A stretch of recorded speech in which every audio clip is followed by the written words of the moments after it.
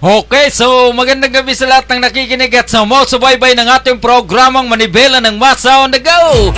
Nandito naman po tayo at magkakasama-sama tayo sa loob ng isang oras para sa opinyon, talakayan, hinahing ng bayan. Tumawag lamang sa 0956-512-2086.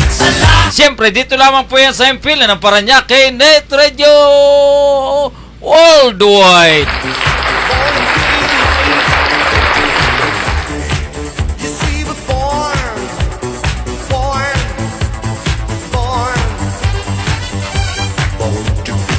Luzon, Visayas at Mindanao. Ito po ang inyong lingkod, Gaspar Latam na nagsasabing sa umaga, sa tanghali, maging sa gabi tayo magkakasama-sama dito sa ating programang Manibela ng Masa on the Go. Yes, we were born to be alive. Yes, we were born. Ngayon po ay February 20, 2022.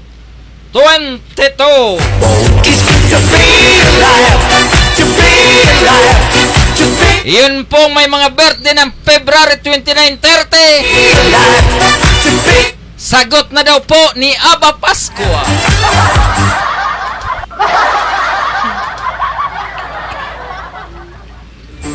Wala po tayong February 29 at 30. Hanggang February 28 lang talaga ngayong taon 2022.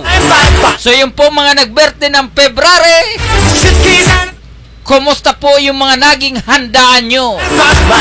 Kasya na ba yung tawag doon? Pa-spaghetti? Katama na ba yung simpleng handaan? Basta tayo po ay live na live ngayong February 20, 2022. Dito lamang po yan sa Impila ng Paranaque Net Radio sa programang Manibela ng Masa on the Go. Ngayon po ay Lunes at katapusan na po nung Alert Level 2 dahil bukas ay nasa Alert Level 1 na tayo. So, maganda po ang daloy. Ang daloy po ng trapiko dito sa Metro Manila. Ang daloy po ng ating mga kababayan sa mga pangunahing kalsada. Ganon din po yung mga ito pong mga transportation. Yes, we were born. Ay buhay na po. Sa Alert Level 1, ang mahigit na tagubilin po ng IATF, ang tagubilin po ng DOH, ang tagubilin po ng Metro Manila Council. Dapat po iyong tinatawag na paggamit ng face mask at ganun din po yung tinatawag na ito pong vaccination card. Kapag tayo po ay papasok doon po sa mga establishmento, lalong-lalo na po sa usapin ng pagpasok po doon sa mga pagkain, sa mga restaurant, dapat ang inyo pong vaccine card ay preparado dahil hahanapan pa rin po kayo. Pero po yung mga nasa labas naman, yung pong mga nasa labas na activities, pray na po tayo sa usapin ng vaccination card.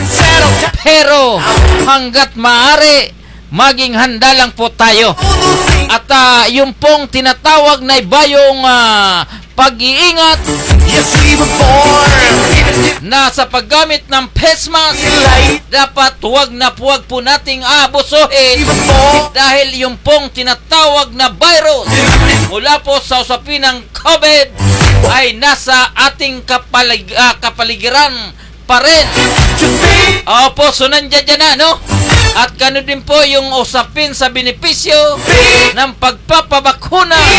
Hanggat maaari, wag po nating kakalimutan dahil ito po ay napakahalaga.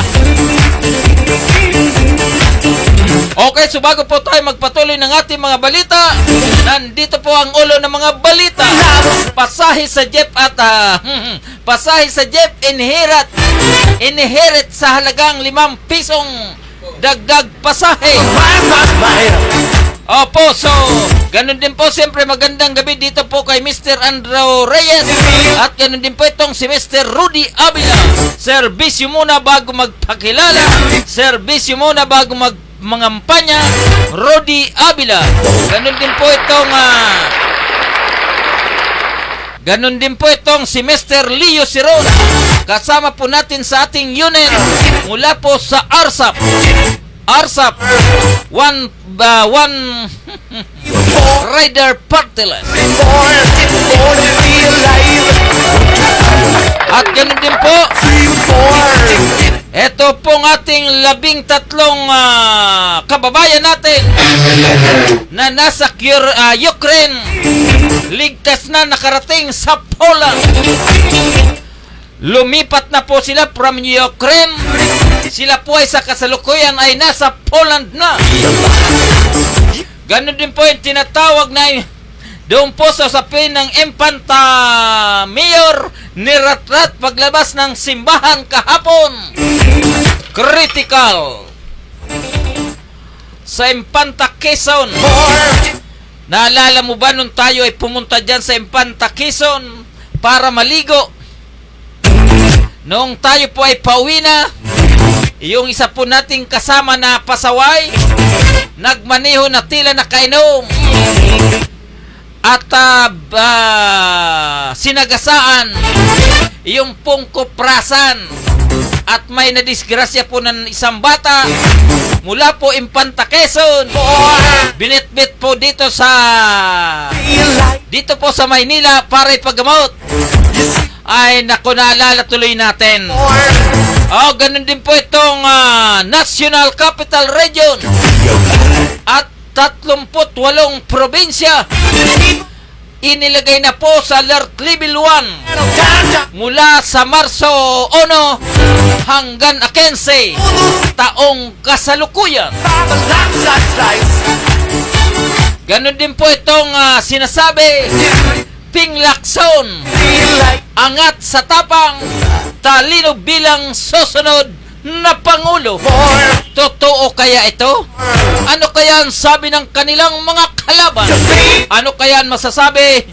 Usapin doon po sa debate mula po doon sa CNN Philippines kahapon. Talaga naman paganda ng paganda ang takbo ng ating pangangampanya sa national level, pero pagdating po sa local level, lalong-lalo na po sa Distrito 2, huwag po nating kakalimutan Rudy Avila. Serbisyo muna bago magpakilala, Rudy Avila. So yun po ang maganda.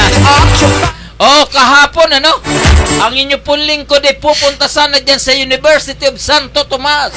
Kahapon dahil gusto po natin i-cover yung pong crowd ng mga tao mula sa supporters ng iba't ibang grupo ng ating national level naman.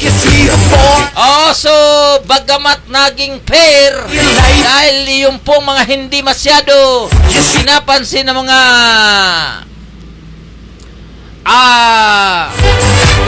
mga kandidato naman sa pagka-presidente, sila po ay kasama sa sirkulo ng debate kahapon.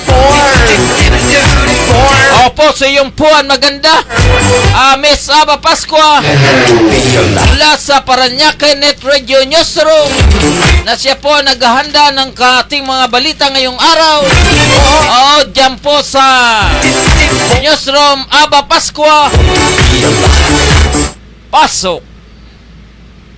5 pisong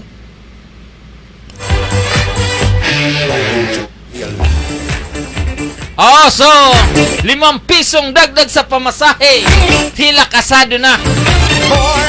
Go.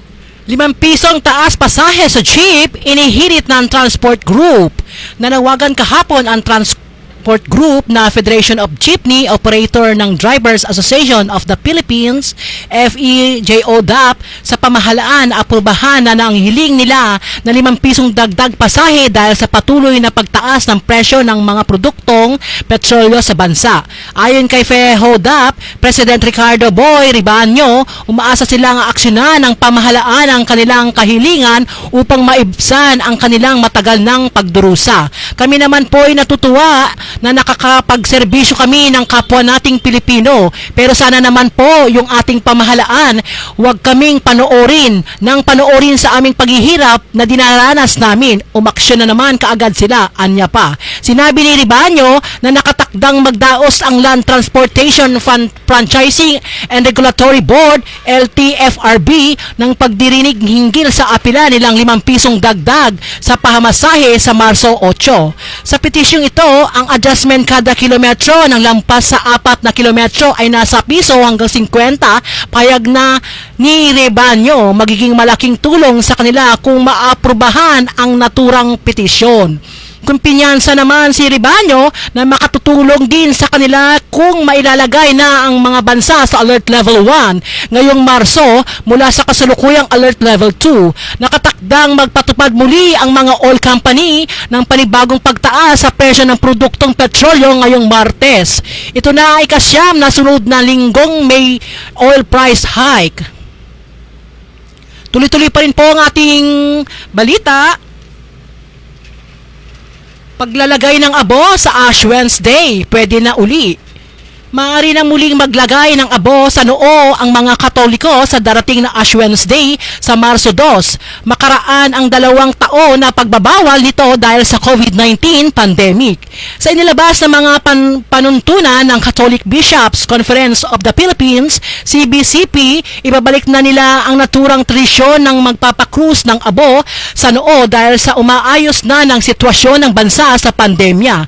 Pero maaari pa rin umanong piling opsyon ng mga mananampalataya na magpapagudbud na lamang ng abo sa kanilang mga ulo kung natatakot pa rin sila na mahawa ng virus. We will revert to the imposition of ashes on the forehead of the faithful na kasaad ng panuntunan sa nilagdaan ni CBCP Episcopal Commission on Liturgy Chairman Bishop Victor Bendico. Una nang itinigil ng Simbahang Katolika ang rehilusyong tradisyon ng magpagkrus ng abo sa noo ng mga nanampalataya sa Ash Wednesday rites noong 2020 at 2021 dahil sa kasagsagan ng COVID-19 pandemic.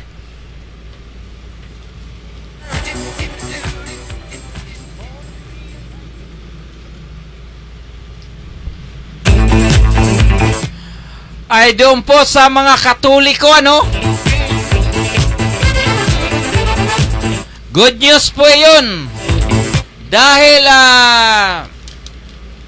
iyon pong kinaugalian natin, ano? Na paglalagay po ng abo sa ating noo ay tila may babalik na sa darating na Marso 2. Wednesday. So, maganda pong palatandaan. The Lord is alive. Opo, so, di ba? At doon po naman sa usapin ng tinatawag na dagdag pamasahe. Tila bagamat ito ay mabigat sa mga pasahero, ang ating mga operator naman at saka ang ating mga driver sa iba't ibang uri ng pampublikong sasakyan, bagamat labag po sa kanilang kalooban na magdagdag po sila ng tinatawag na pamasahe, pero dahil nga po sa sitwasyon, dahil po sa mga pangyayari na kaganapan na may kinalaman po sa petrolyo, na kung saan sa kasalukuyan ay wala po tayong nagagawa dahil sa usapin ng supply ng krudo.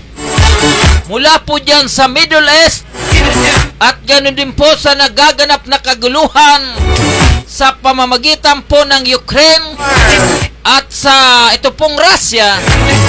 Ang supply po ng petrolyo dito po sa ating bansa ay tuluyan na pong naapektuhan at tuluyan na pong tumataas ang presyo nito. So, kung tayo po ay namamasahe, at ang gasolina man ay pataas ng pataas, ay tila tuluyan na po tayong maaapektuhan ito. So regards po natin itong kasama po natin sa Paranaque Net Radio Newsroom at Paranaque Net Radio Monitoring Officer and Correspondent. Ito pong si Mr. Mikey Baaw. Regards ko po kayo. Opo, so doon po sa atin mga kaibigan ha, doon po sa iba nating kaibigan na sa kasalukuyan ay nasa online, ay hindi po natin nakikita ang yung pong mga comment section at ganun din po yung mga nasa online. Yung iba po dahil sa kasalukuyan, yung pong aking cellphone ay naiwan po sa bahay at wala po tayong personal monitor ngayon. Doon po kay Mr. Celso Feliciano, magandang gabi po sa inyo at ganoon din po itong si ito pong si Mikey Baaw. So magandang gabi sa iyo, Mikey. So doon po sa atin mga kaibigan, okay, so muli po tayong babalik sa ating Paranaque Net Radio Newsroom. Aba, Paskwa, pasok! So doon po sa atin mga kaibigan, doon po sa ating mga kaibigan, tuloy-tuloy lang po tayong magsubaybay sa ating programang Manibela ng Masa on the Go. Ngayon po ay Lunes huling araw ng Pebrero, taong kasalukuyan. Sharon Cuneta sa mga botante, piliin ang Lenny Kiko tandem para sa inyong kinabukasan. Hinikayat ni megastar Sharon Cuneta ang mga botante, lalo na ang mga kabataan, na tiyakin ang kanilang kinabukasan at ng susunod na henerasyon sa pagboto kina Vice President Leni Robredo at Senator Kiko Pangilinan bilang Pangulo at Vice Presidente sa Mayo. You know, this is for your future. You are smart and wise to know this is for your and the coming generations. Do not give away your country, wika ni Cuneta. Sa aktibong sumasama sa kampanya ng asawang si Pangilinan, do not give away, do not allow anyone to take away your God-given rights. Most of all, always choose those that will glorify God Almighty so our country will be blessed. Like Ma'am Lenny and Kiko, dagdag pa niya. Sinabi ni Cuneta na ang Lenny Kiko tandem ay walang anumang bahid na katawilayan at nakatuon lang sa pagsisilbi sa bansa kahit walang coverage ng media. Si Kiko more than 10 years nang pinaglalaban ang rights ng farmers at fisher folk dahil pag umasenso ang agriculture sa Pilipinas, lahat tayo makakakain ng tama, wika ni Cuneta.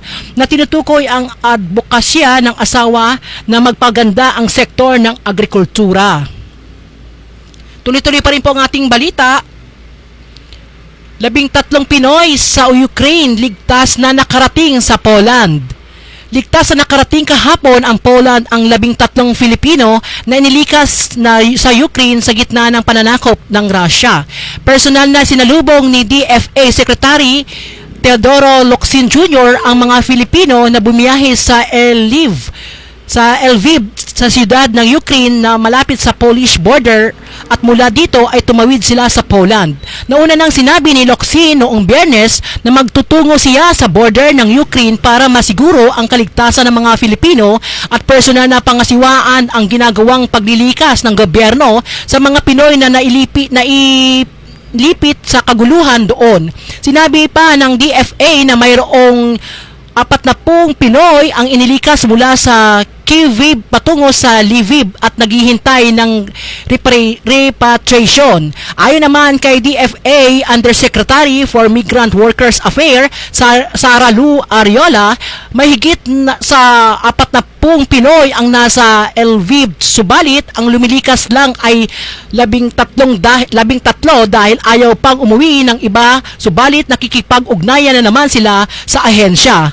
Mas nais umano ng ibang Filipino ang manatili doon dahil sa kanilang mga trabaho, habang ang iba ay umaasa na magiging maayos ang sitwasyon, habang iba naman ay mayroong asawa na at nasa Ukrainians. Nilinaw naman ni Ariola na ang 13 Pinoy ay sasailalim sa COVID testing bago tuluyang umuwi dito sa bansa. Samantala, mayroon umanong 8,000 Pilipino ang nasa Russia, kung saan karamihan sa kanila ay household service workers.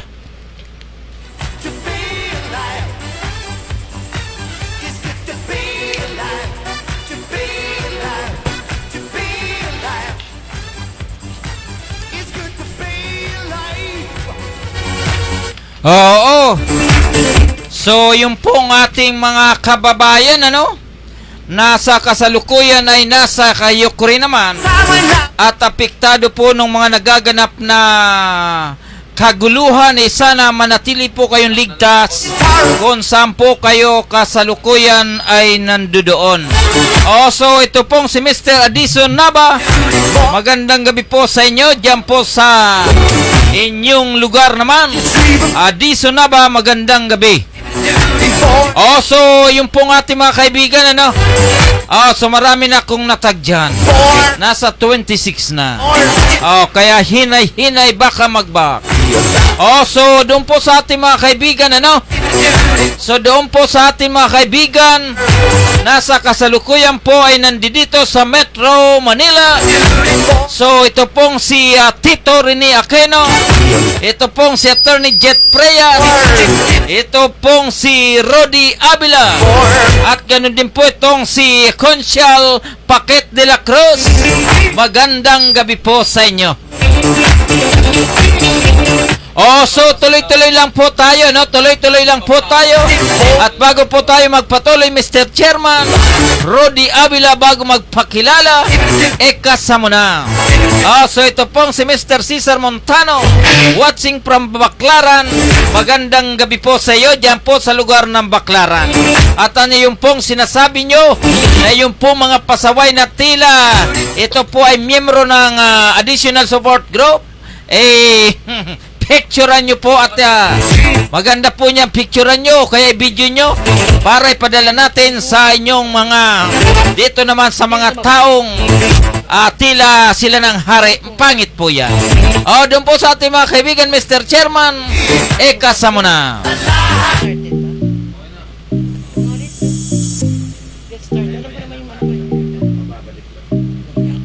Nakalimutan ko pala ulit.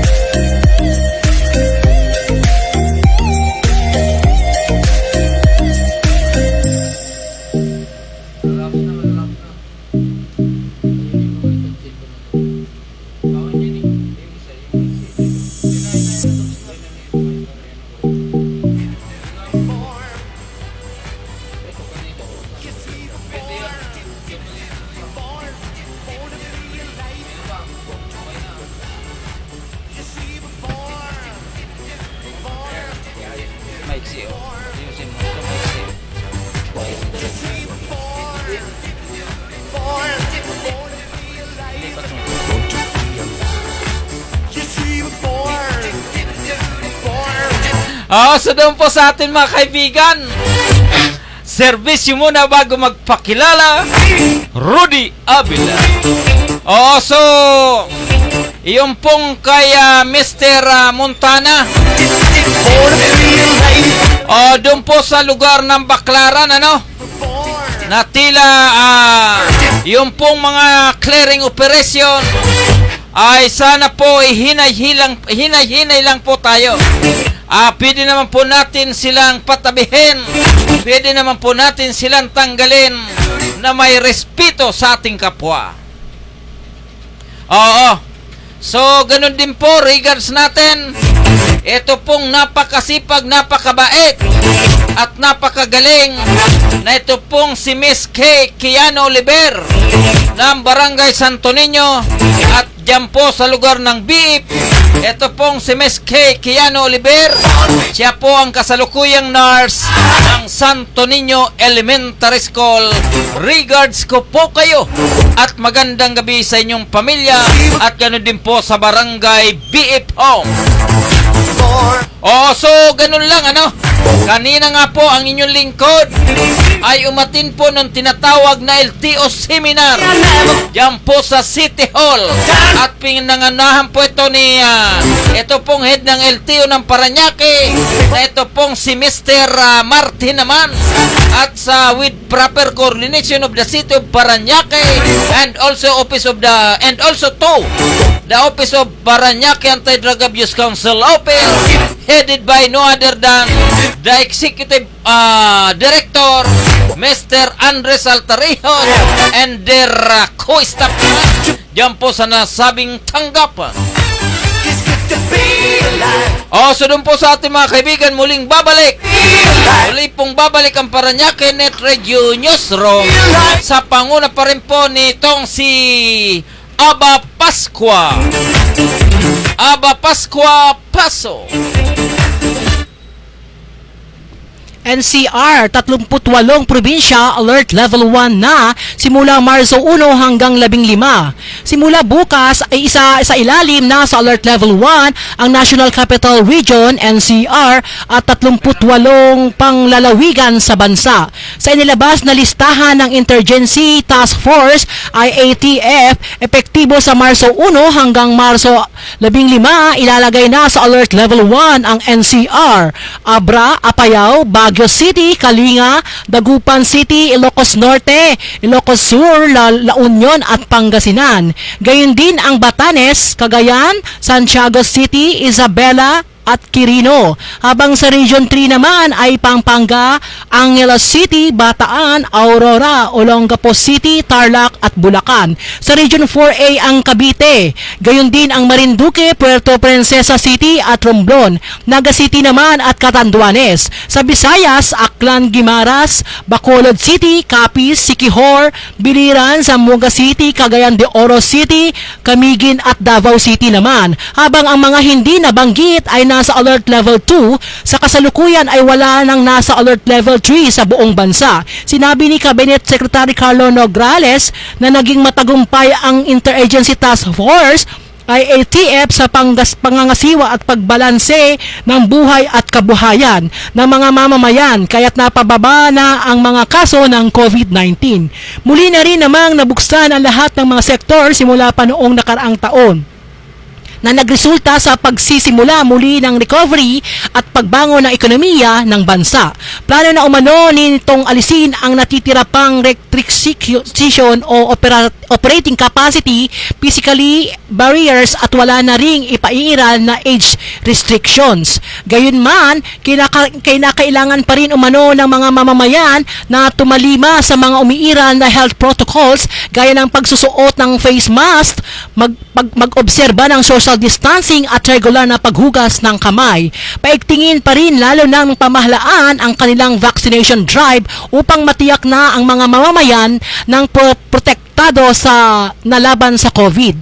Habang ang face-to-face classes naman para sa basic education ay subject pa rin sa approval ng Office of the President. Tuloy-tuloy pa rin po ang ating balita. Sa CNN Philippine Presidential Debate, usaping angat sa tamang tindig talino bilang susunod na Pangulo. Tangan ni Partido Reformas Standard Bearer Ping Lacson ang lahat ng mga katangian at kaalaman para maging susunod na Pangulo ng bansa at naibabaw ito sa The Filipino Votes Presidential Debate 2022 ng CNN Philippine at University of the Santo Tomas UST nitong Linggo, Pebrero 27. Dumating si Lacson sa UST na nakabarong Tagalog ilang oras bago magsimula ang debate. Debate. Kasama sa mga tinalakay niya ang kanyang mga plano para sa susunod na 6 na taon para resolbahin ang mga problema sa ekonomiya, kalusugan, edukasyon, pambansang seguridad at iba pa. Simula pa lang ng debate ay ipinagmalaki na ni Lacson ang buong tapang niyang pakikipaglaban sa katiwalian sa loob ng kanyang higit 50 taong karanasan bilang pulis, sundalo at mambabatas na kailanman ay hindi tumanggap ng suhol at umaabuso sa mga pribilehiyong hatid ng kanyang posisyon. Sa loob ng kanilang dekadang panunungkulan sa gobyerno, handang-handa na si Lacson katuwang ang kanyang vice presidential running mate na si Senate President Tito Soto na pamunuan ng bansa at ibalik ang tiwala ng mga mamamayan sa demokrasya. Ang tambalang Lacson Soto ay nangangampanya tungo sa mabuting pamamahala, gabay ang kanilang mga mensahe na ayusin ang gobyerno, ayusin ang buhay ng bawat Pilipino at uubusin ang magnanakaw.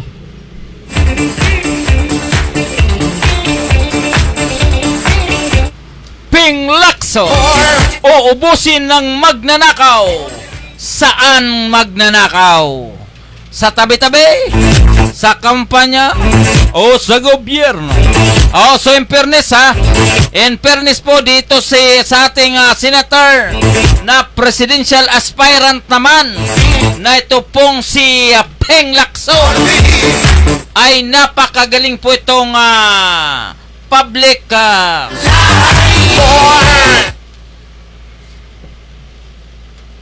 sana all. Opo, bagamat ito pong si Senator Lacson, bagamat sa kasalukuyan ay tila na iwanan po siya sa sorbe, pero po ang kanyang prinsipyo, ang kanyang paninindigan ay hindi niya po binabali, lalong-lalo na sa pakikipaglaban sa korupsyon sa ating gobyerno. Kung ang mga nanunungkulan sa ating gobyerno, lalong-lalo na po itong mga halal ng bayan, kung talagang tutugisin ito pong mga magnanakaw sa kaba ng bayan, Ping Lacson kayang gawin kung sakasakaling siya po ang mapili sa darating na Minain 2022 election. So doon po sa atin mga kaibigan, siyempre regards po natin itong si Mr. Atabay Eleanor Samson Atabay, lalong-lalo na po itong nasa office ni Congressman Eric Olivares, na ito pong napakasipag, napakabait. Ito pong si Mr. Mark Alin Bisa. Sir, magandang gabi po sa inyo. At ganoon din po ang butihing Congressman Eric Olivares. Magandang gabi po.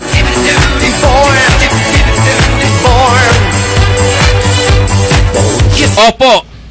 So, bagamat kahapon, yung pong mga presidential aspirant naman, makikita po natin na karamihan po sa kanila ay seryoso. Pero ang tanong, paano po natin pag-iisahin ang kanilang mga kaisipan, ang kanilang mga plataforma para muling may bangon ang ating bansa, muling mayangat ang pamumuhay ng bawat Pilipino. Opo, sa kasalukuyan, 10 po silang lumalaban bilang presidente at karamihan po sa kanila, almost 100%, ang kanila pong kaisipan ay para sa kabubuti ng ating inang bayan. Pero ang tanong, paano po ninyo iisahin lamang yan? Dahil po ang mananalo sa darating na eleksyon ay wala pong iba kundi sa ayaw at sa gusto natin, isa lang po ang dapat mahalal sa Minain 2022 election. Ang sagong, ang tanong po ng inyong lingkod, siyang po ang matatalo. Paano po kayo makakatulong sa gobyerno kung sakasakaling kayo nga po ay hindi pala rin na kayo po ay maging presidente sa taong 2022 hanggang 2028 naman? Okay, so tuloy-tuloy na po tayo sa ating mga balita. Mula pa rin po ito sa Paranaque Net Radio Newsroom. Sa panguna pa rin po ni Aba Pascua. Born to be alive. Pope Francis tumawag kay Ukrainian President Zelensky. Tinawagan ng Pope Francis si Ukrainian President Volodymyr Zelensky nitong Sabado at nakidalamhati sa nakararasang paghihirap ng bansa dulot ng digmaan sa pagitan ng Russia. Inihag ito ng Ukrainian Embassy sa Vatican, hindi na nagbigay sila ng dagdag na impormasyon sa pag-uusap ng Santo Papa at ni Zelensky. The Holy Father expressed his most profound pain for the tragic events happening in our country ayon sa tweet ng embahada. Nakihati naman ang Catholic Bishops Conference of the Philippines, CBCP, sa nararamdamang paghati ni Pope Francis na nanawagan si CBCP President Bishop Pablo David sa mga Katoliko na mag-alay ng panalangin para sa mga mamamayan ng Ukraine kasunod ng pagtuligsa sa atake ng Russia. Walang natutuwa sa gyera kundi ang mga kumikita sa industriya ng armas at nakikinabang sa mga hidwaan sa pagitan ng mga bansa, dagdag pa niya. Tuloy-tuloy pa rin po ang ating balita.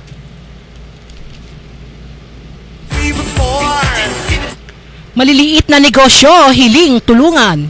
Upang manatiling bukas ang negosyo at tiyakin ang trabaho para sa milyong-milyong Pilipino, nais ni dating Senator Jinggoy Estrada na tulungan ang mga micro, small and medium-sized enterprises, MSMEs, na humaharap ng matinding dagok ng COVID-19.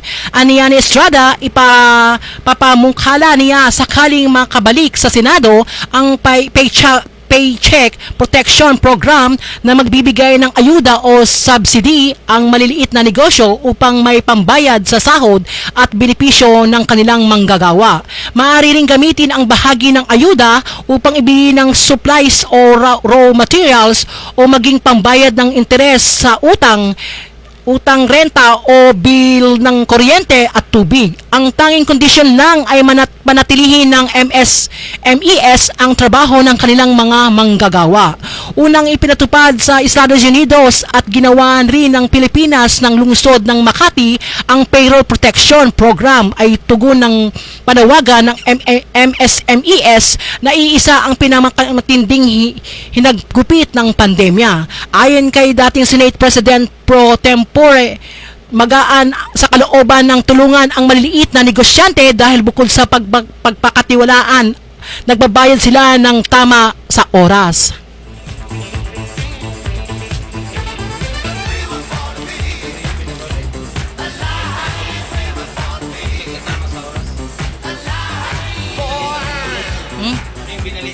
Born to be alive. Born to be alive. You see the form. So doon po sa ating mga kaibigan, bago po tayo magpatuloy, siyempre regards po natin yung mga nasa online. Mr. Cesar Montana, Celso Feliciano, Conchal Rudy Avila, servisyo muna bago magpakilala, Andrew Reyes, Leo Ceron, Kekiano Oliver, and of course ito pong si Tabay Junior Samson Natabay, and Mikey Bao. Regards ko po kayo, Mr. Adison Nava, and of course ito pong the Office of Congressman Eric Olivares. Wala pong iba kundi ito pong si Mr. Mark Alin Bisa. Magandang gabi po sa inyo lahat. Okay, so doon po sa atin mga kaibigan, Opo, so batay na rin po sa pinakahuling ulat. Ito pong ating ito pong si Pope Jan naman ay tila nakiusap na po at kinausap na po ang presidente ng Ukraine na sa kasalukuyan po ay hinahambalos ng hagupit ng Jira mula po sa Russia. At batid po natin kung ano man po ang malalim na kanilang pinag-ugatan sa kanilang hindi pinagkasunduan. Sana po malutas po ito sa lalong madaling panahon. Hindi po solusyon ang pagkakaroon po na matinding Jira para maresolba lamang ang problema sa ugat ng hindi po pinagkakasunduan, lalong-lalo na po doon po sa mga yung pong tinatawag na pinuno ng Estado, dahil bawat kaisipan, bawat reglamento, bawat kasunduan dapat tuparin sa tamang pamamaraan, hindi po sa pamagitan ng digmaan. Opo, so yun po ang sinasabi nga po nila na ito pong Jira, yan po sa ibang bansa ay di umano apektado ang ating bansa, na kung saan tila nararanasan na po ng ating gobyerno, lalong-lalo na po doon sa supply ng petrolyo, ito pong usapin ng gasolina at iba pang ori ng petrolyo na ginagamit ng Pilipinas naman. Opo, so doon po sa ating mga kaibigan Luzon, Visayas at Mindanao, ang oras po natin ay ganap ng alas 8:54 ng gabi. Dito lamang po yan sa ating programang Manibela ng Mas Sound Ago, sa ilalim po ng Paranaque Net Radio Newsroom and News Worldwide. Okay, so tuloy-tuloy na tayo. Tuloy-tuloy na po tayo sa ating mainit na balita ngayong Lunes, February 20, 2022, na kung saan naman ang ating kapasidad, ang ating Metro Manila, lalong-lalo na po itong mga nangangampanya sa local maging sa national, gunagulang. Oh, so ganun din po yung mga tawag dito, yung pong mga supportadores. Wag po tayo wag tayo masyadong mainit. Dahil tayo naman po ay supporter, wag po tayo makikipag-away sa kapwa supporter. Dahil in short, hindi naman po masyado ito, hindi naman dapat. Oh, di ba? Yes, we were born. So muli pong babalik ang ating Paranaque Net Radio Newsroom. Aba Pascua, pasok! We were born. Trabaho, hanap buhay, isusulong ng barkadahan. Nagsagawa ng multisektoral ng pagtitipon kamakailan ang Barkadahan Party List na may 1 milyon at layunin ng magkaroon ng boses ang mga walang reputasyon sa gobyerno. Sinabi ni Congressional Party List nominee Repasco na ang trabaho at hanap buhay ang isa sa pinaka-importanteng pagtuunan ng pansin lalo na sa panahong ito. Kaya naman ang kanilang ibibigyang pansin sa kanilang plataforma at mga programa ay nakatuon sa kapakanan ng manggagawang Pilipino. Iginiit ni Pasco na nakatuon sila sa mga skills matching at livelihood programs na naangkop sa pangangailangan ng mga komunidad at pagbibigay focus sa mga MSME o Micro Small Medium Scale Enterprise upang mabigyang karapatang suporta ang mga produktong lokal. Nais ding isulong ng barkadahan ang mas maagang regularisasyon ng mga pampublikong at pagpribadong empleyado sa pamamagitan ng pag-amyenda ng labor code at ipatupad ang 5 months rule sa pagregular. Iginiit din ni Pasco na mawakasan ang dekriminasyon at na dahil lamang sa sexual orientation at gender identity or expression, SOG. Naiisang manggagawa, kabilang narito ang pagtatatag ng isang SOGI desk sa bawat kumpanya. Isusulong din nila ang pagbunyag sa provincial rate at sa pagpapatupad ng isang national labor rate. Tuloy-tuloy pa rin po ang ating balita. Jordan nang hijack ng 2 luxury yacht timbog. Dinakip ng mga tauhan ng Bureau of Immigration ang isang Jordan-Israel national na wanted sa iba't ibang kasong kriminal kabilang ang pag-hijack ng 2 luxury yacht na pag-aari ng dati niyang kumpanya sa Dubai, United Arab Emirates, UAE. Kinilala na ni Immigration Commissioner Jaime Morante ang inaresto na si Tarek Nihad Siam 45 years old, inaresto siya ng mga tauhan ng BI Bureau Immigration Fugitive Search Unit habang nasa kustodya ng National Bureau of Investigation, NBI. Sa unang nadakip sa dayuhan nitong Enero 26 dahil sa kasong illegal sa pagdadala ng baril at slight physical injuries.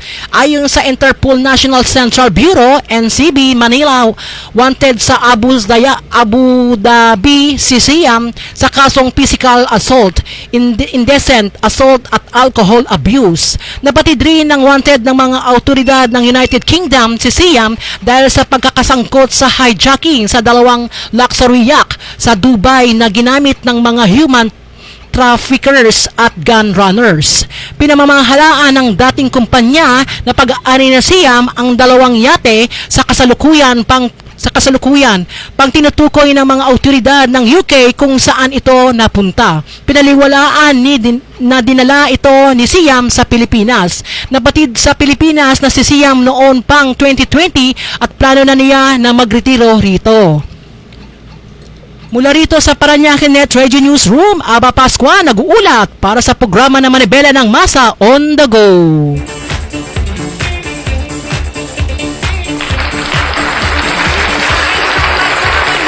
Running down the street, it's supposed to fine, fine, fine. Suitcase and an old guitar and something new to occupy my mind, my mind. You see before. Maraming salamat. Parañaque Net Radio Newsroom, Aba Pascua. Okay, so bago po tayo magpatuloy, ang oras po natin ay ganap ng alas 8:59 ng gabi. At tayo po ay magbibigay ng maiksing patalastas mula po kay Attorney Joseph Sia Maganduga. Attorney Joseph Sia Maganduga, Aguila ng Parañaque. Mr. Chairman, ikasa mo na.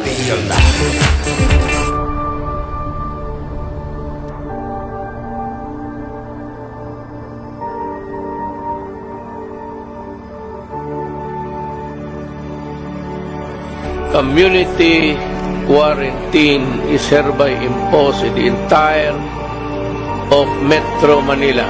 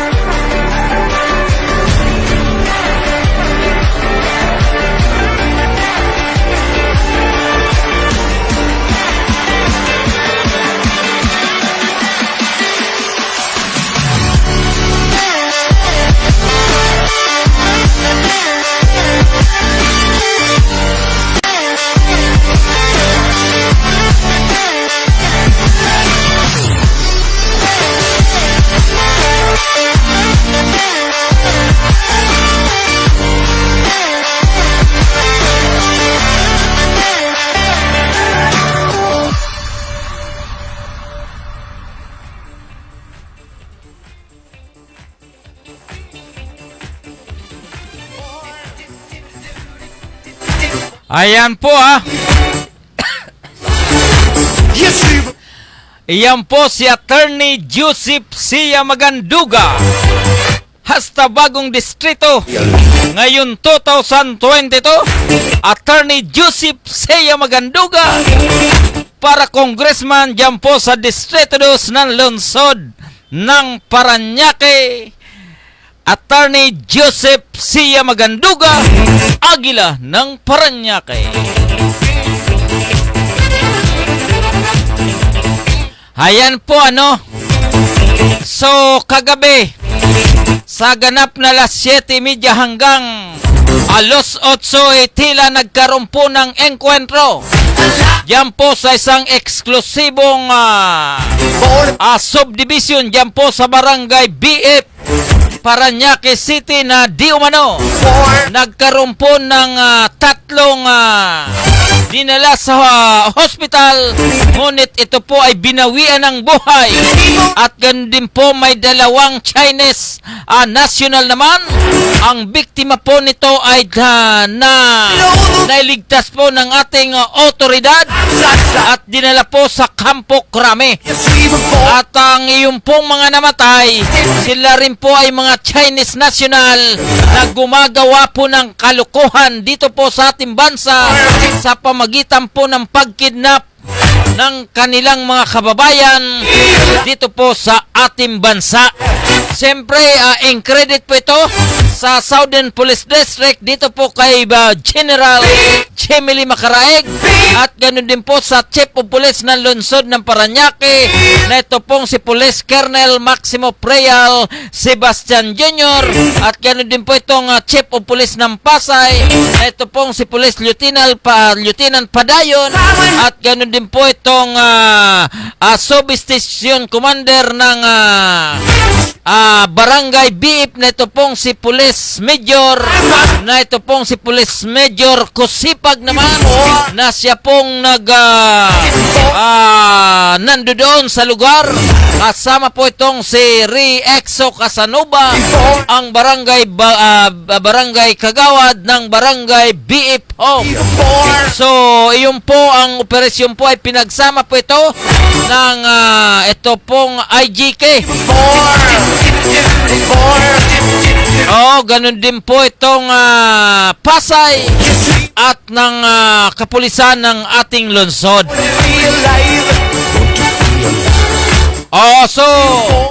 So tayo po ay congratulations po natin.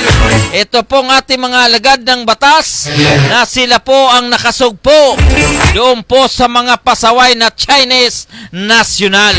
Kung makikita po ninyo, yung pong tawag nito, yung pong ginawang kulungan noong mga biktima ay tila kulungan ng aso na hindi po pwedeng tumayo pagkos palagi lang pong nakaupo.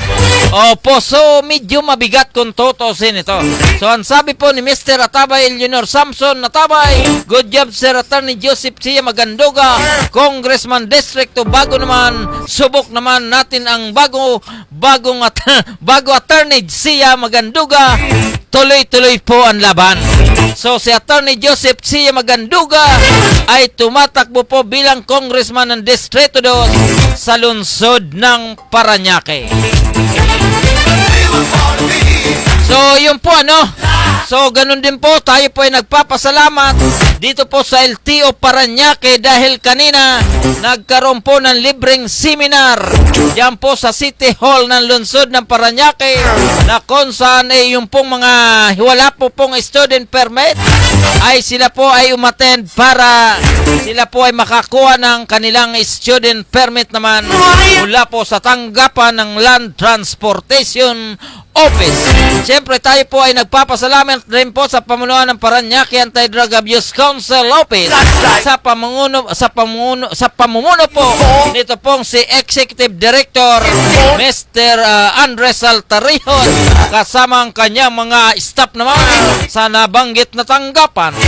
Okay, so tuloy-tuloy na po tayo. Siyempre regards pa rin po natin ito pong si Mr. Moises Sikad naman nasa kasalukuyan ay nasa online. Mr. Sikad, kumusta na po kayo? Okay, Okay, so tuloy-tuloy na po tayo sa ating mga balita. Umabot po sa halos sa 35,000 OFW pwede nang maging permanent resident ng Taiwan. Good news po ito sa mga Pilipino.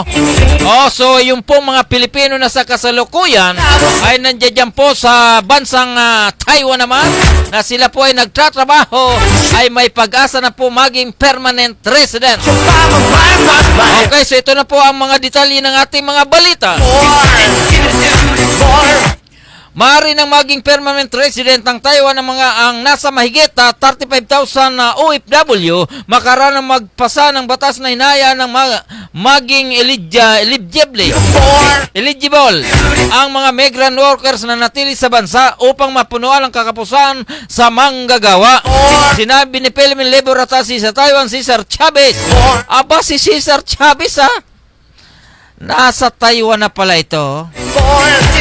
Cesar Chavez na nakatakdang maging epektibo ang batas sa Abril kasalukuyang taon.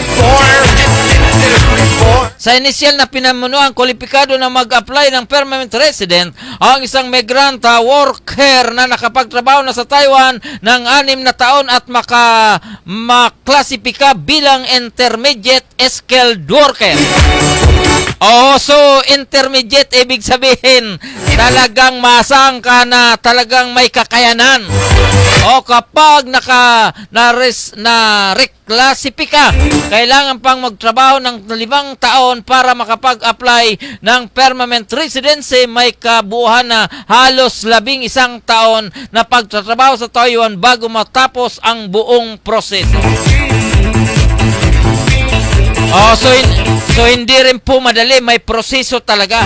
Sa datos na umabot na sa 140,000 Pilipino nagtatrabaho sa Taiwan, nasa kasalukuyan ay nasa 35,000 sa kanila ang naghahanap buhay ng higit na 6 na taon. Ang kanilang mga employers ang dapat mag-apply ng kanilang permanent residency. Malaking bagay rin ang kaalaman sa Chinese language at skills training certificate bilang patunay na kanilang kasanayan. Kapag naging permanent resident, maaari ang mga dalhin ng isang Pinoy ang kanilang pamilya sa Taiwan. Sana all. Opo, so hindi naman po lingit sa ating kaalaman na ito pong Taiwan ay maliit na bansa lang po ito. Pero po ang maganda rito ay nakapag-produce po sila na maraming trabaho ang kanilang mga mamamayan naman ay karamihan po may trabaho. Yun po ang nagiging maganda. Hindi po dito katulad sa Pilipinas. Ang mga Pilipino, marami po ang walang trabaho. Pero marami pong mga foreigner na nagtatrabaho dito sa ating bansa. Lalong-lalo na po yung mga pugo-pugo. So sana pag-aralan po ito na maigi ng ating gobyerno. Bagamat sila po kwalipikado na maging mga empleyado ng pugo-pugo na yan. Ng pogo. Sana hanggat maaari masabayan po ito ng ating mga kababayan para magkaroon ng trabaho. At yung pong ating mga kandidato sa for president naman, sana doon po sa usapin ng agrikultura at sa usapin ng development, sa usapin ng commercialization, maging tinatawag na itong industrial, pangunahan nyo na po ang usapin sa agrikultura. Dahil ako po ay naniniwala na kapag ang ating gobyerno ay pumuko sa prioridad ang usapin sa agrikultura, ay tila ang ating magiging pagkain, yung pong tinatawag na pagkain sa hapagkainan, sa palagay ko ay magiging tiba-tiba ang bawat pamilya. Dahil for your information,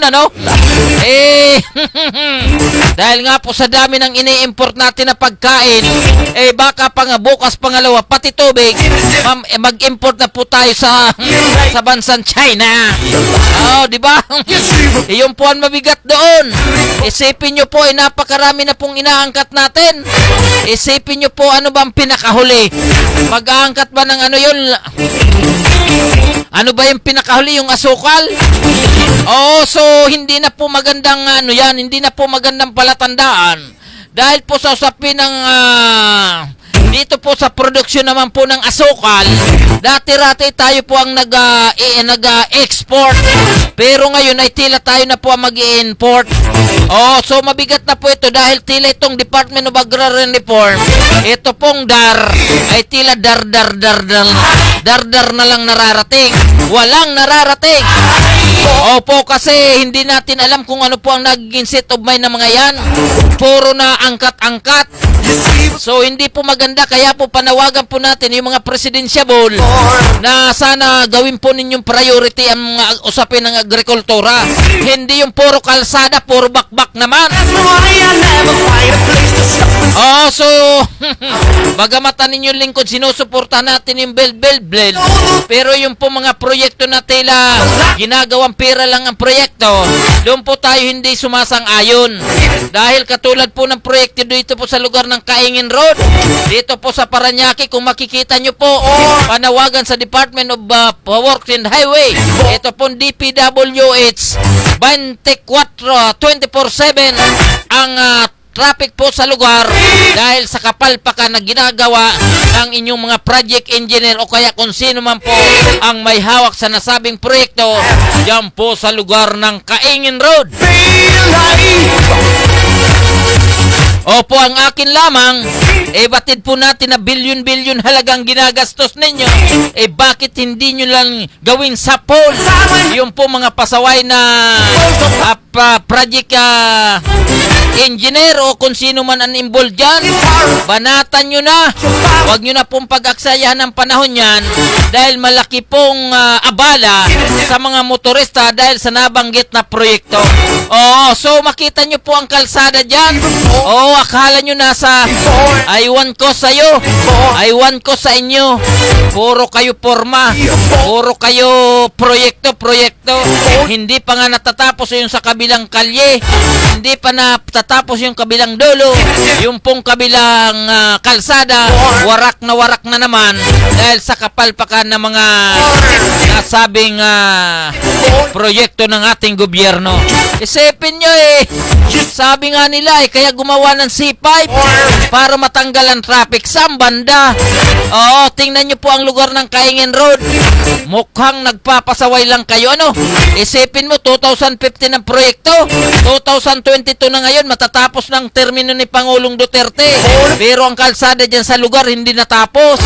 Ang kakapal ng moks nyo, Hindi man lang po kayo makatulad dito po kay Senator Bongo. Magagandang trabaho, magagandang proyekto. Puro trabaho ang ginagawa, pero ang iba dyan sa DPWH ay tila puro collection lang siguro. Tuloy-tuloy na po tayo sa ating mga balita. Bayanihan nagpapatuloy kay Bongo. Bunsod ang kanyang commitment na matulungan ang mas marami pang komunidad na matinding naapektuhan ng pandemya. Nagpadala si Senator Christopher Bongo sugot sa tulong sa iba't ibang sectoral group sa Pagsanghan Laguna kamakailan. Ang mga staff ng senador ang mga nag-organisa ng relief activities sa Laguna Sport Complex, gymnasium sa kalapit na bayan ng Santa Cruz, kung saan nila tinipon na maliliit na grupo ang may umabot sa 947 beneficiary na kinabibilangan ng mga bangkero, magsasaka at mga miyembro ng Tricycle Operators and Drivers Association or TODA.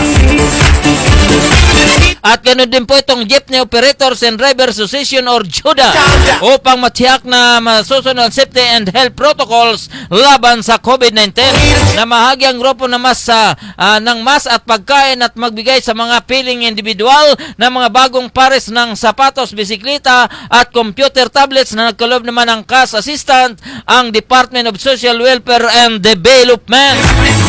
Hinikayat din ng senador ang mga beneficiary na may problemadong pagkalusugan na bumisita sa Malasakit Center sa kanilang lalawigan. Pinasasalamatan din ng NIGO na adapted son ng Calabarzon ang mga lokal na opisyalis ng Pagsanghan dahil sa kanilang patuloy na suporta sa serbisyo sa kanilang mga constituents. At tiniyak din niya sa mga ito na manatili siyang dedicated sa pagkaloob ng kinikailangang suporta para sa recovery ng mga vulnerable sector sa gitna ng global health crisis. So Mr. Chairman, palakpakan natin itong si Senator Bongo.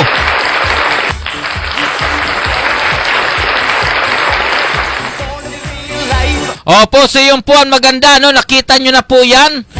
Makita nyo na po itong si Senator Bongo. Bagamat hindi po siya tumakbo bilang, hindi po siya ngayong kandidato. Pero po ito pong kanyang proyekto, yung pong kanyang pagtulong sa ating mga kababayan ay tuloy-tuloy lagi. Oo, siyempre, regards po natin itong si Mr. Eladio Munar ng Unit 2 ng Paranaque Net Radio Newsroom. Mr. Eladio Munar, magandang gabi sa inyo. You see before. Oo, so yun po ang maganda, no? Yun po ang the best kay Senator Bongo na tuloy-tuloy na nagsiservisyo sa ating mga kababayan lagi. Oh, so doon po sa ating mga kaibigan, ano, sa usapin po ng eleksyon, sa kasalukuyan ay tila painit na po ang usapin sa pamumulitika, sa usapin ng pangangampanya. Pero ang payo ko po sa ating mga kababayan, pili-pili po tayo. Siguraduhin po natin na mapipili po natin ay tunay na serbisyo na ibibigay sa ating komunidad, sa ating bayan, lalong-lalo na po sa ating bansang Pilipinas. Oo. Kasi po, ang eleksyon po ng presidente, 6 na taon yan. Kapag tayo po ay magkamali, kapag tayo po ay maniwala sa tanso, kapag tayo po ay maniwala sa pabahay, baka pagdating sa dulo, I'm sorry, my love, hindi po kami ang may kasalanan dahil kami po ay nambubula lamang, pero inyo pong pinaniniwalaan. So mahirap po yan, ha. Huwag po tayo maniwala sa mga politikong bet-bet, bodol-bodol. Sana doon po tayo sa mga politiko na ang kanilang magagawa ay sigurado. Hindi po yun sobra-sobra na hindi naman po kayang gawin. Oh, di ba? Yung po ang maganda, hindi po pwede yung kapag kaharap ka sa tao, mamangangako ka ng sobra-sobra. Pagkatapos ni kalahati, hindi nyo kayang gawin. Ni kalahati, hindi nyo po kayang simulan. Dapat yung totoo. Sabi nga po diyan po sa GMA, totoo. Huwag po kayo maniniwala doon sa mga budol-budol na leader, budol-budol na kandidato. To be alive. It's good to be alive. To be alive. To be alive. It's good to Oh, di ba? So ganun lang po. Sabi nga po ni Senator Lacson, dapat piliin po ninyo yung talagang yung pong siguradong magagawang kanilang plataforma. Masama na ako, sir. Hindi yung plataforma, puro forma naman. Mali po yan, mali.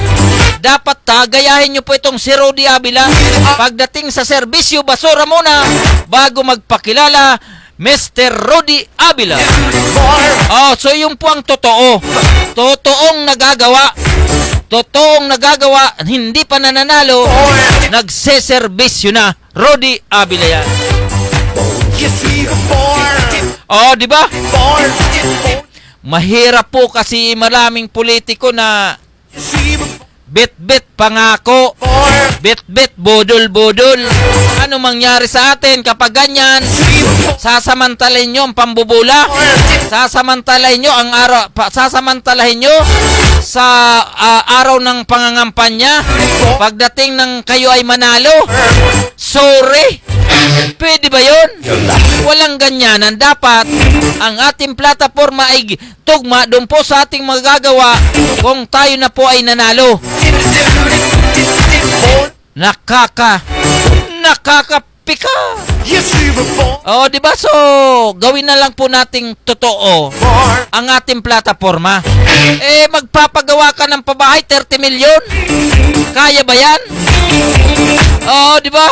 Mangungulikta kayo ng form 30 milyon. Kaya ba yun? Yung tama lang, yung totoo tayo, ha? Oh, katulad ng APG Party List. Ito pong Friends of the Poor and Jobless, wala masyadong pangako. Pero sinabi niya na pagdating sa plataforma, yung pagtulong sa mga nasa laylayan ng lipunan ay sigurado niya pong gagawin dahil itong pong APG ay Friends of the Poor and Jobless. Ito po ay para sa mahihirap talaga. Hindi yung budol-budol ba? Pangit yun, pangit. So piliin nyo na po yung totoo. Kahit kahit tuyo lang yan, ilatag mo yan sa lapag kainan. Kapag inulam mo, at least natikman mo tuyo. Hindi katulad nung ilalapag nyo sa lamesa, ipaparamdam nyo, ilalapag nyo, sabi nyo letson. Yung po ay hindi pala. Wala naman po pala kayong nilalatag na pensyon. Kwento lang pala. Yung po ang mabigat. So, dapat doon tayo sa totoo. Kung tuyo ang ibigay sa atin, di mas masarap at tuyo. Pero pag bibigyan ka ng letson, yung pula pala ay kwento lamang, kwentong barbero yan. Katulad nitong sabi ni Joseph Tina. Sabi niya, BBM tayo. BBM, di magpatanso ka. Doon ka sa tanso. Baka matanso ka. I'm sorry. My life, my love. Dapat doon po tayo sa totoo. Okay, so doon po sa ating mga kaibigan, Mr. Chairman, maiksim patalastas mula pa rin kay Mr. Servicio muna bago magpakilala, Rudy Abel. Opo, so doon po pala sa ating mga kaibigan, baka hindi ko po kayo na-regard. Sa kasalukuyan po kasi ang inyong lingkod ay hindi po dala ang kanyang cellphone at naiwan. Kaya wala po tayong proper monitor sa kasalukuyan. At mabuti na lang po itong si Mr. Joseph Tina. Sabi niya, BBM daw tayo kung gusto mo maging tanso.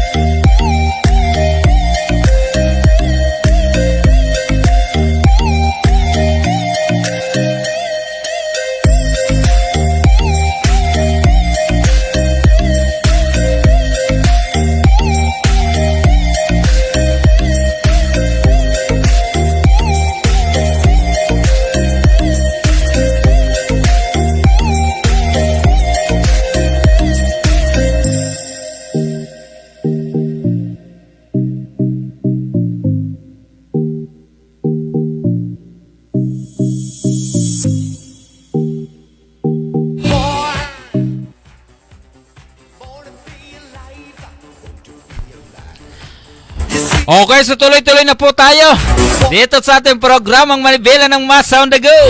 Ngayon po ay February 28, the last day of the month. February 28, the last day of the month. So bukas po Merkules, nasa alert level 1 na po tayo. So siyempre regards po natin itong si Mr. Paul Del. So the best. Magandang gabi po sa lahat ng listeners ng Paranaque Net Radio Worldwide, and also to Sir Gaspar P. Platam.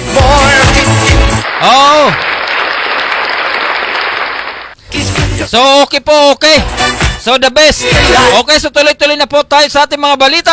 Infanta Mayor Neratrat maglabas ng simbahan. So ito po ay Camp Nacar, Lucena City.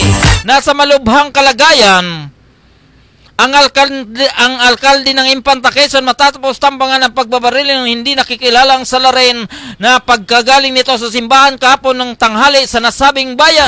Base sa inisyal na ulat ng Infanta Police, kalalabas lamang umano ni Mayor Pilipina Gracia America sa simbahan ng Infanta sa pagitan ng alas 12 ng tanghali hanggang alas 12:15 ng hapon nang maganap ang ambos.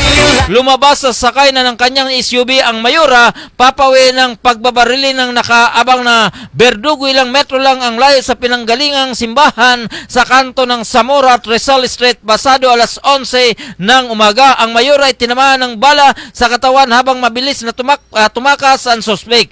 Sa narecover ng mga otoridad sa lugar ng 7 basyo ng bala mula sa hindi pa matukoy na kalibre ng baril. Sa pahayag ni Quezon Governor Danilo Suarez sa media, nakatakdang i-airlift si Mayor America patungong ospital sa Maynila dahil sa masilang lagay nito para roong gamutin. Sinisilip ng mga otoridad na motibo sa pananambang na may kinalaman ito sa usapin ng politika o kaya personal na alitan ng alkalde. Tuloy-tuloy pa rin po tayo sa ating mga balita. Siyempre galing po ito dito sa lugar ng Cavite City.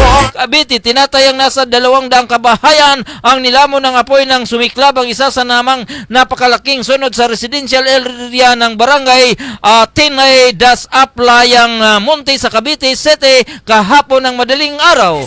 Ayon sa report ng Bureau of Fire Protection, alas 4:40 ng madaling araw habang nasa kasarapan ng tulog ng mga residente nang biglang magliyab ang isang bahay sa barangay Tinay.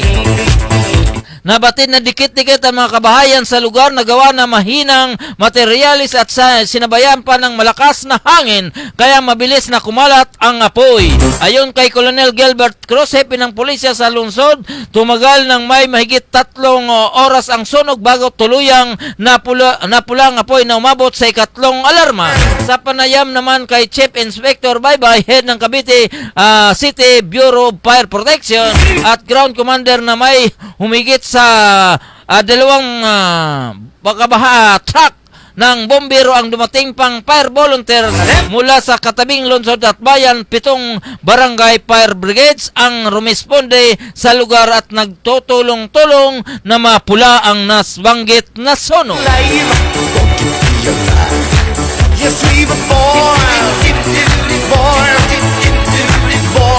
Tuloy-tuloy pa rin po tayo sa ating mga balita. Ito po naman ay galing sa lugar ng Masbate. Oson, Masbate, kalabuso ang incumbent chairman ng Sangguniang Kabataan o RESCI matapos maulian ng 5 sasi ng Shabu sa bypass operation ng mga pulis sa Purok Ono, barangay Dapdap ng bayang ito kamakalawa ng gabi. Sinampahan ng kasong paglabag sa Comprehensive Dangerous Drug Act of 2002 ang suspect na si Ronnie Carbongco Damalya or 33 taong gulang. Binata residente ng naturang lugar at tinuturing na high value target.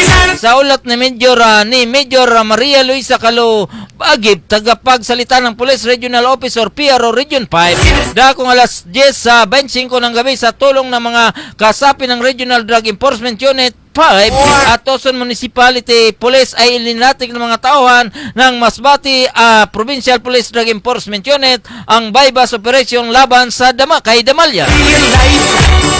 Isang pulis ang nagsabing pusher buyer ang nagabot ng suspect ang isang sesi ng Shabu ay may bilis siyang inaresto ng mga nakakobling operatiba maliban sa biniling droga. Nakakuha pa ng 4 na sesi ng Shabu sa kanyang coin purse at suspect at nabawi rin ang ginamit na bypass money. Ayan tingnan nyo yan SK Chairman Inutil, SK Chairman Tulak, SK Chairman Yoser nang ipinagbabawal na gamot. Ano ang kanyan hinantungan? Napunta sa kulungan. Di ba? So kaya doon po sa ating mga kababayan, wala na po kayong kadala-dala dyan sa droga na yan. Sana maubos na kayong mahuli. O kaya maubos na sana kayo. Nakaka-perwisyo lagi. Kasi alam naman ang droga bawal. Alam naman ang droga masama. Gamit pa rin ang gamit. Dapat yung mga nagsusupply ng droga na yan, lagyan na po ng betsin para tuluyan na silang manahimik. Di ba? Naalala ko tuloy yung isang nag-surrender na gumagamit ng droga. Sabi niya sa akin, "Sir, matagal na po akong gumagamit ng droga, almost 15 years.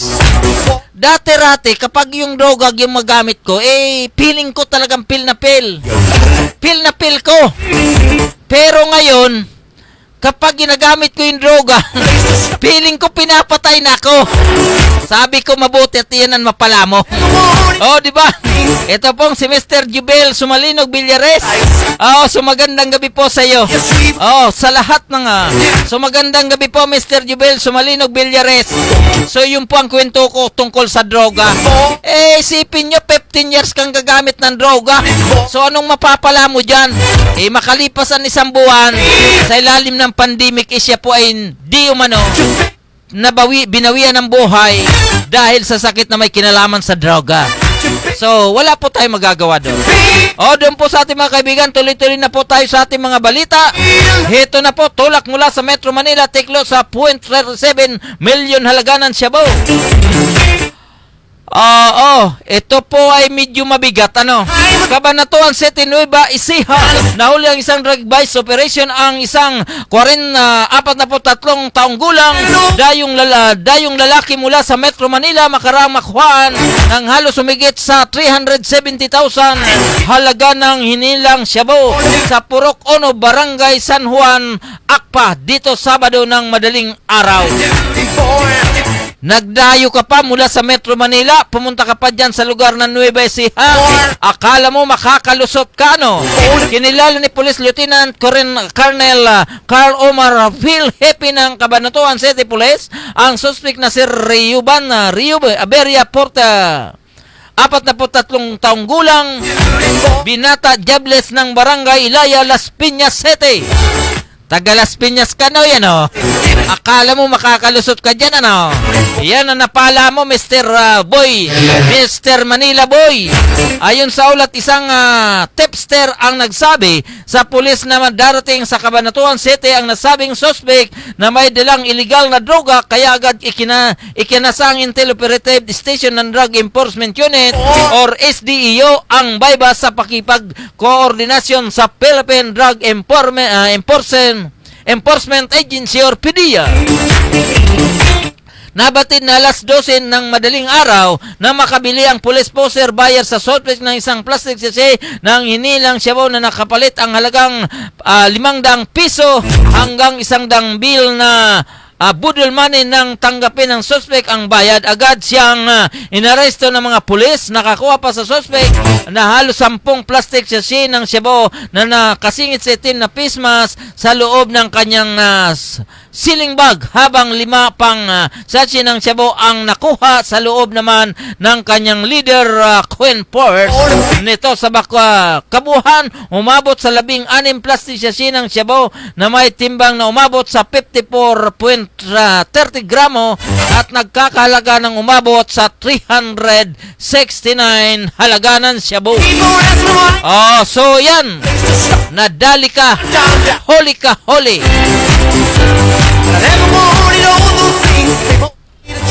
Okay, so doon po sa ating mga kaibigan, ang oras po natin ay ganap lang alas 9:36 ng gabi at malapit na po tayo magtatapos sa ating programang Manibela ng Matsa on the Go.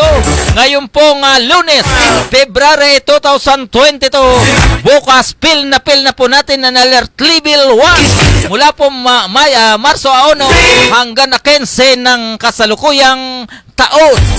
So doon po sa ating mga kaibigan Luzon, Visayas at Mindanao, lalong-lalo na po dyan sa lalawigan ng Camarines Sur. Diyan po sa ating mga kaibigan naman dyan na nag-aantaway ng ating programa, maray nagbanggi po sa Indogabos. Kumusta na po si Mayor Marilyn Co? Diyan po sa Karamuan, and of course naman dito po sa lugar ng Tigaon, Camarines Sur, na ito pong si Manay Chiqui Puentevilla. Siya po ang mayor ng nabanggit na munisipalidad. At ganoon din po siyempre regards po natin ito mayroon ng Iriga City na ito pong si Madeline Alpilor, nasa kasalukuyan po ay tumatakbo bilang kongresista yan po sa ikalimang distrito ng nabanggit na lalawigan.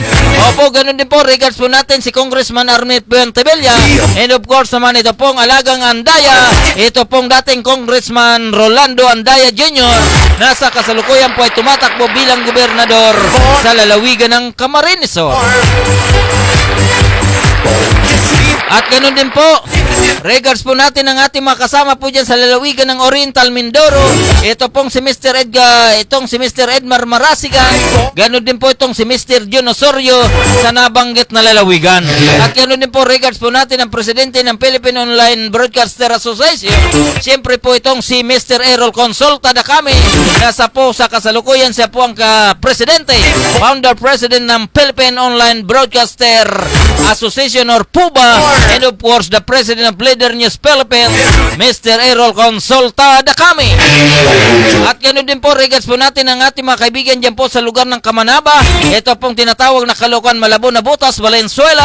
Magandang gabi po sa inyo, Mr. Charlie Soriano, Presi Lazaro, Ma'am Leonida Cardona, and of course ito pong si Sir Edith Cardona, yan po sa lugar ng Valenzuela City. Magandang gabi po sa inyo. Ganun din po sa ating mga kaibigan din dito sa Metro Manila, lalong-lalo na po dito sa lungsod ng Parañaque. Ito pong ating kaibigan dito po sa lugar ng Barangay Vitales.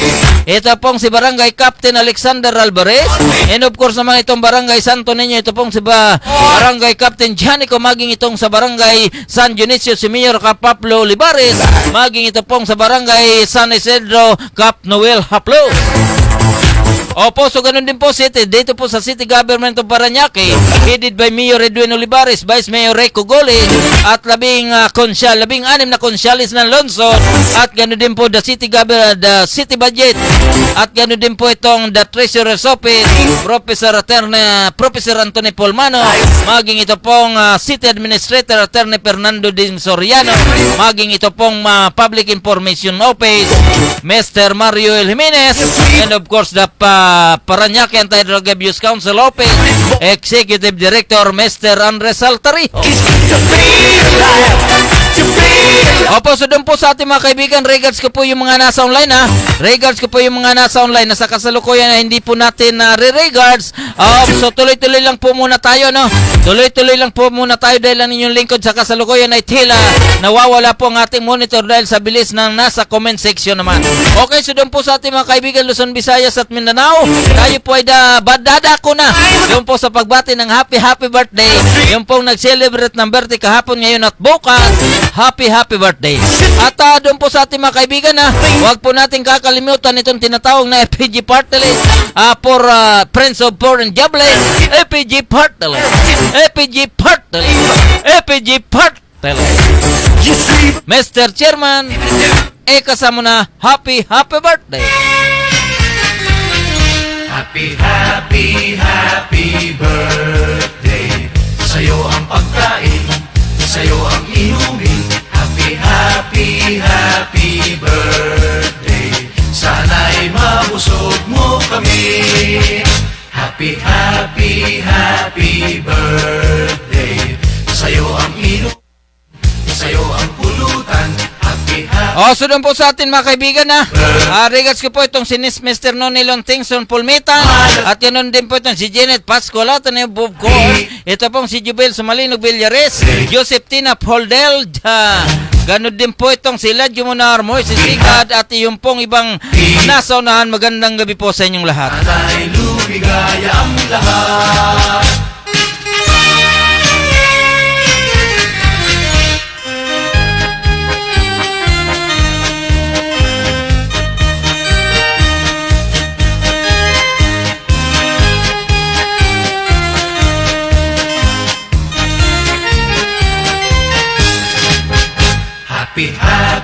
Happy birthday.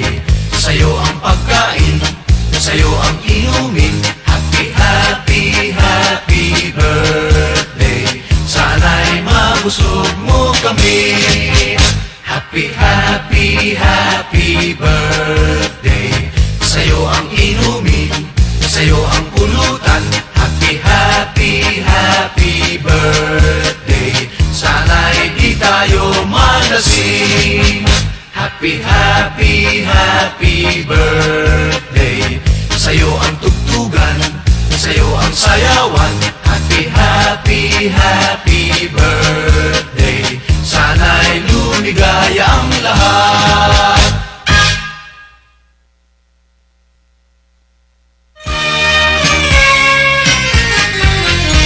Happy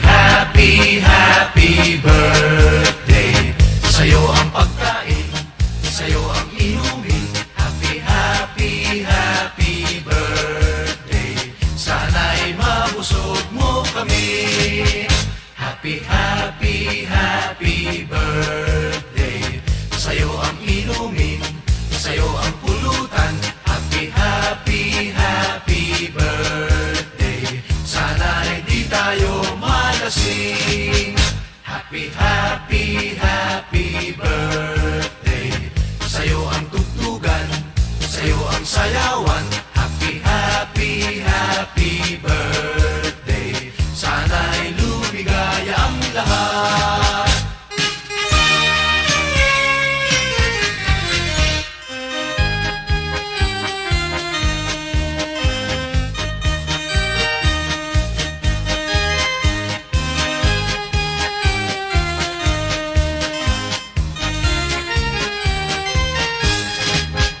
Happy, happy, happy birthday.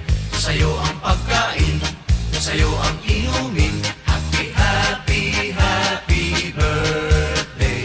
Sana'y mabusog mo kami. Happy, happy, happy birthday. Sa'yo ang inumin, sa'yo ang pulutan. Happy, happy, happy birthday. Sana'y di tayo malasing. Happy, happy, happy. Okay, so doon po sa ating mga kaibigan, ano? Doon po sa nag-celebrate ng birthday kahapon, ngayon at bukas. Happy, happy, happy birthday! birthday. Happy, happy, happy birthday! Kaya ang lahat.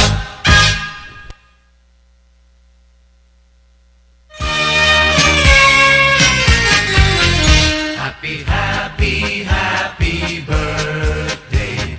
Sa'yo ang pagkain, sa'yo ang inumin. Happy, happy, happy birthday. Sana'y mabusog mo kami. Happy, happy, happy birthday. Sa'yo ang inumin, sa'yo ang pulutan. Happy, happy, happy birthday. Sana'y di tayo malasing. Happy, happy, happy birthday. Sa'yo ang tugtugan, sa'yo ang sayawan. Happy, happy, happy birthday. Sana'y lumigaya ang lahat.